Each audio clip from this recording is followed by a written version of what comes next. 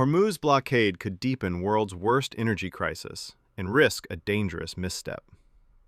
Terrible for foreign policy, Trump attacks Pope Leo after peace appeal. Leo, who last year became the first U.S.-born pope, has emerged as an outspoken critic of the U.S.-Israeli war on Iran. Katya Adler. Jubilation in Budapest will be felt in Europe, but leaves Moscow cold. Hungarian opposition ousts Viktor Orbán after 16 years in power. Peter Magyar's Tisza party wins election as prime minister concedes defeat, in result likely to reshape ties with EU. Magyar set to outline Hungary plans. Europe Live. Hungary has chosen Europe. EU leaders jubilant after Magyar's victory. Oil prices surge past $103 a barrel after U.S. announces blockade of Iran. Asian stocks fall as naval blockade threat injects new turmoil into financial markets. Exclusive. U.S. intelligence indicates China is preparing weapons shipment to Iran amid fragile ceasefire, sources say. Iran was inches away from U.S. deal in Islamabad, says Arachi, as Trump announces Hormuz blockade.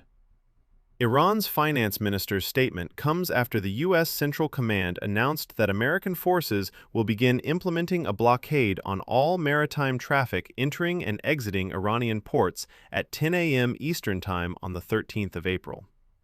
Good evening, and welcome to the Global News Hour. I'm your anchor delivering the top stories shaking the world tonight. We start with escalating tensions in the Middle East that could ignite the world's worst energy crisis. Oil prices have surged past $103 a barrel after the U.S. announced a naval blockade of Iran. Asian stocks tumbled as the threat injects fresh turmoil into financial markets. Reports warn a Hormuz blockade could deepen this crisis and risk a dangerous misstep on the high seas. In a stunning diplomatic twist, Iran's finance minister says the country was inches away from a U.S. deal in Islamabad.